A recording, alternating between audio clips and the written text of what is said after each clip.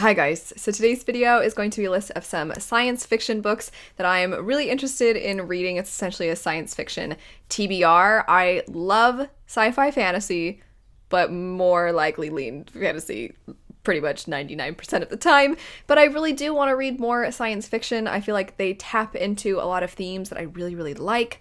I just don't always know where to start. So I've compiled a list of some sci-fi books that whenever I hear about them, I'm like, oh yeah, I want to check that out. So I'm finally making a more formal list. Before I get into it, feel free to leave your science fiction recommendations. Don't worry about if I end up saying it. No big deal. That just actually helps me maybe bump it up a little bit more. But if you could also let me know if it's YA or adult, because I do enjoy both, just a little bit helpful to know. Also, a special thanks to Dana Claire, who is sponsoring this video. They have a book called The Connection, which is a science fiction book. The synopsis for this one says, Beatrice Walker thought she was a normal high schooler living in a normal world. That is until she learned she's a living hostel for an alien energy source whose power will prevent the universe's extinction. Beatrice and her non-human and annoyingly gorgeous bodyguard Cash are part of a prophetic plan whose outcome to save their planets lies in their connection. The synopsis probably makes it pretty clear, but also just in talking to this author, they said that there's definitely a decent amount of romance in this, so if you're looking for a sci-fi book with a pretty strong romantic element, this one has it. Also, they sent the book in this lovely little box. It says on the side, a donation of 1 book per 10 goes to cancer patient or facility, which I think is amazing. But the goodie box came with a little necklace and a bookmark and a sleeping mask, which I've never used one before, but I thought that was great. And a pair of socks. It's just all around pampered. I will have the link to this in the description bar down below. Definitely be sure to check them out. But switching now into the list of other sci-fi books, I'm going to start with the most obvious one that I feel like everybody expects, which is Dune. I don't want to read this because of the adaptation. I've actually wanted to read Dune for a very long time, but I just haven't gotten around to it, and I'm not gonna lie, I'm a little intimidated by it. It's a little bit older. I tend to prefer more direct writing styles, which I find is more common in modern science fiction fantasy, and so this one being a little bit older, I don't know, I'm just a little nervous, but I've heard amazing things, and I know my friend Alex from the channel Alex Nieves really liked it. Lots of people really like it. It's a classic sci-fi. He's not the only one, but I really need to get on it. I really want to read this book. Not much else to say about it. Next up, we have Defy the Stars. This has been on my radar for a while. It's one that brings up the themes of what is it to be a human kind of a thing, but through a love story between the two main characters, because one of them is a human and one of them, I believe, is not quite human, but they have feelings and emotions. And so there's kind of this, well, how do you define our existence sort of thing, which I always like those themes. It is YA, and I'm just gonna out myself as a basic gal because I find myself far less intimidated by YA sci-fi, not because it's YA, but because some of these big themes that you have in science fiction, to me, in adult sci-fi, sometimes rings a tad pretentious, or a little bit like the whole story is structured around this theme and trying to push this idea, and then the characters don't feel as real, and I'm a very character-driven reader. This is probably just nonsense because I haven't read a lot of sci-fi, and I'm sure there are some of you that are cringing that's like, that's not true, that's not what sci-fi's like. But that's why I want to read more sci-fi, so I'm not ignorant and dumb when it comes to this genre. Next up, we have Foundation, and so most people that I have talked to are like, I like Dune more. As far as classic sci-fi goes, that one is very dense, or it's a little boring, or maybe it's exactly what I just described where it's heavy on the themes.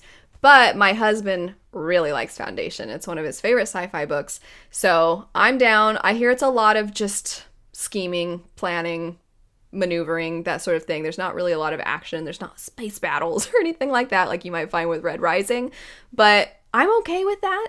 Conceptually, I like trying to outsmart your enemy. So I'm excited actually quite a bit for Foundation. Next up, we have the Chaos Walking series. I have read the first one in the series and I very much enjoyed it. I am really excited to read the sequel, so that's pretty much all I have to say about this one, is I want to keep going. But if you're unfamiliar with Chaos Walking, the setup is you have this young man named Todd who lives in this place where all the women have died, and you don't really know why. and all of the men's thoughts are constantly present. You can hear each other's thoughts. It's known as noise. And then something happens that kind of turns our main character's whole life upside down, and then he's on the run, and pretty much the whole first book, he's on the run, and you also have no idea what the heck is going on, and I really liked it. Next up, we have Sleeping Giants. This comes highly recommended by quite a few people, but my friend Jessie from the channel, Jessie May, really likes this book. She has described it kind of as, it's basically the grown-up version of Illuminae, meaning Illuminae is young adult and Sleeping Giants is adult. Both of those books have a mixed media format where you get the story through interview type things, or you get some kind of recorded conversation. And I did not hate that in Illuminae, but I also didn't love it. I appreciated it, but it didn't enhance the story for me. I'm not sure how I'm going to feel about it with Sleeping Giants, but I believe the premise is that one day a girl falls onto this giant hand or something.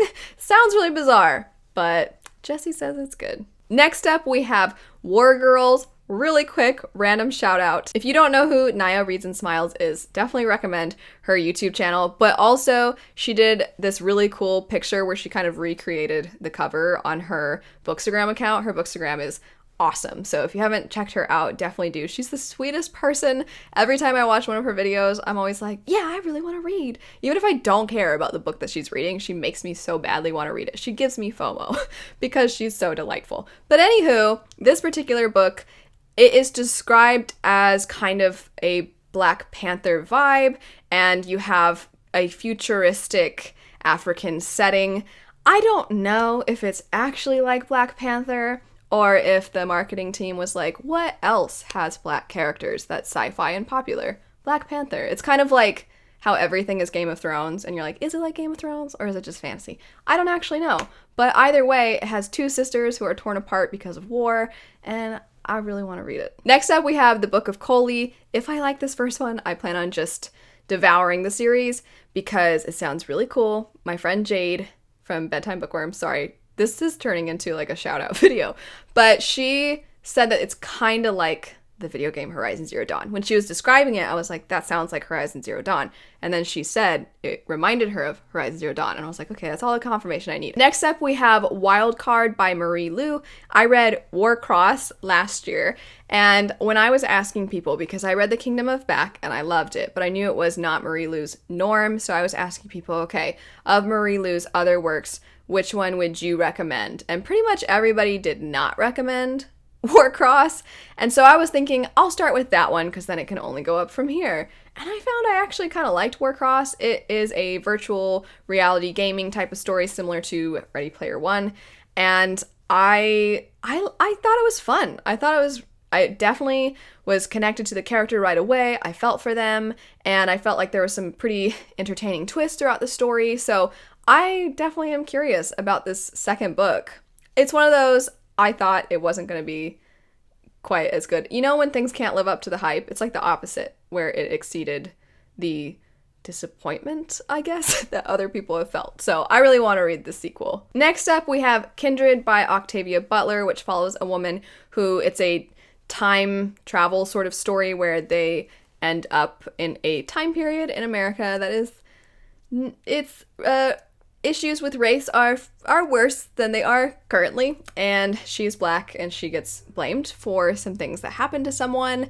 I have never read any Octavia Butler, which I feel like is a problem. I really want to read some of their works, especially because I hear that they write amazingly, that their works are so beautiful, very profound, and I really want to dive into Octavia Butler. And this one I've heard is a great place to start. Last on the list is a YA book. It looks quite short. I don't know if it's a standalone, but even if it's not, it's one that I think would be great for fitting in between some bigger works, and that would be Light at the Bottom of the World, which is a story where everything ends up underwater, so society has had to adjust to that, which sounds pretty cool. As far as sci-fi things go, I feel like you generally expect space, you expect advancements in technology, you expect the themes about what it is to be a person, but the underwater thing, I think I haven't really seen as much of, and I'm excited for it. I will have the book mentioned at the beginning, The Connection, linked down below. I'll definitely be looking through your comments for some more recommendations. I'm sure there are a lot of sci-fi books that I have heard of and have been interested in